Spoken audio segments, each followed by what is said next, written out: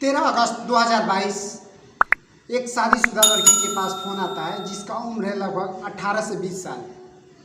वह अपने मायके में रहती है और जब उस लड़की के पास रात को लगभग 8 बजे के आसपास फ़ोन आता है तो अपने घर पे किसी को नहीं बताती है और सीधा अपने घर से निकल जाती है।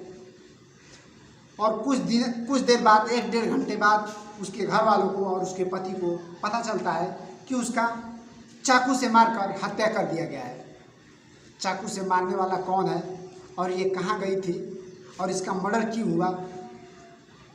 जब इस केस के पीछे का जो भी पर्दाफाश होता है तो जो भी लोग इस घटना के बारे में सुनते हैं, जो भी लोग इस घटना के बारे में जानते हैं, सब लोग हैरान हो जाते हैं, परेशान हो जाते हैं कि आखिर आजकल हम और आप लोगों के बीच में ऐसे ऐसे इंसान हैं जो कि चंद मिनट की खुशियों के लिए अपनी खुद की ज़िंदगी दांव पे लगा दे रहे हैं।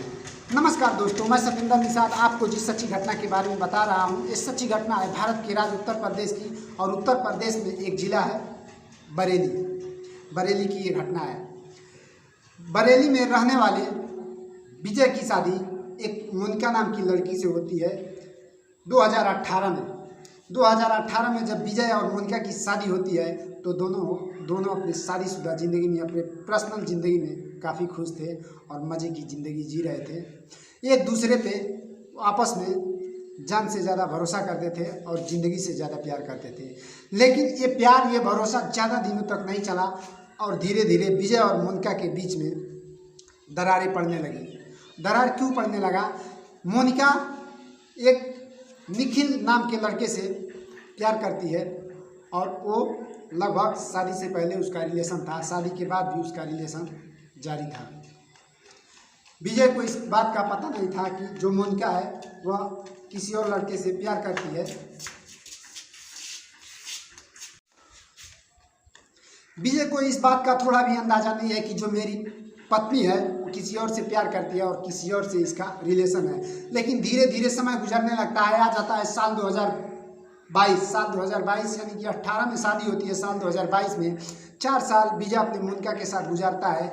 लेकिन 2022 जब स्टार्ट होता है तो विजय अपने मोनिका को समझाने लगता है कि देखो, मैंने तुमसे शादी किया है, तुम मेरे साथ 7 फेरों ली हो और 7 कसम खाई हो, 7 जीने और 7 मरने का।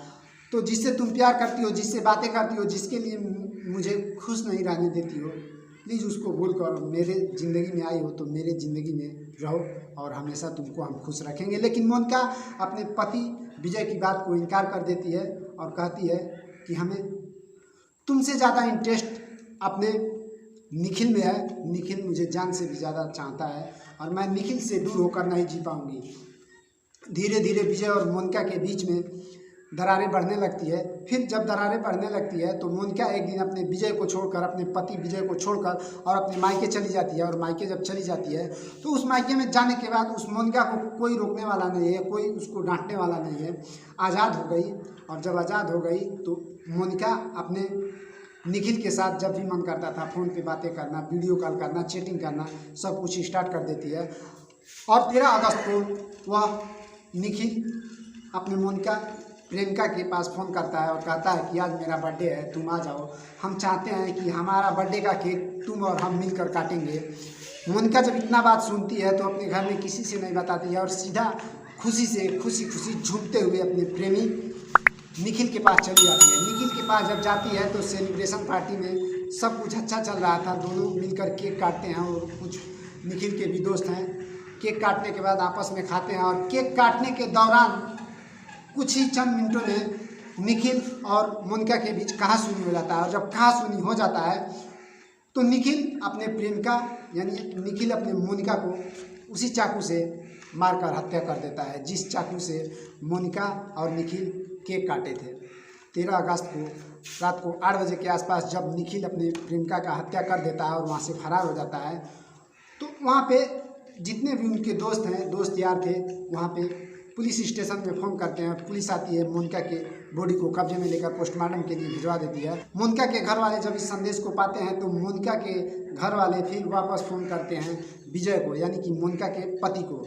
जब मोनिका के पति को एक संदेश मिलता है तो दौड़े दौड़े जाता है जिस मेडिकल अस्पताल में डॉक्टर ने उसका मृत्यु घोषित किया था। वहाँ पे जाने के बाद वह मीडिया में प्रेस कॉन्फ्रेंस में विजय बताता है कि हमारी पत्नी जो कि अपने निखिल के साथ काफ़ी दिनों से अफेयर था, लिव इन रिलेशन में रह रहे थे, और मैंने उसको बहुत समझाने का कोशिश किया, लेकिन हमारी वह एक नहीं सुनी और वह हमें छोड़कर अपने मायके गई। मायके जाने के बाद वहाँ पे उसे कोई रोक टोक करने वाला नहीं था और वो ज़िंदगी अपना आज़ाद तरीके से जी रही थी।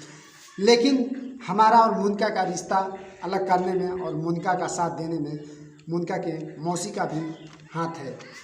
मोनिका ने जो काम किया, अपने भगवान जैसा पति को छोड़कर अपने प्रेमी के लिए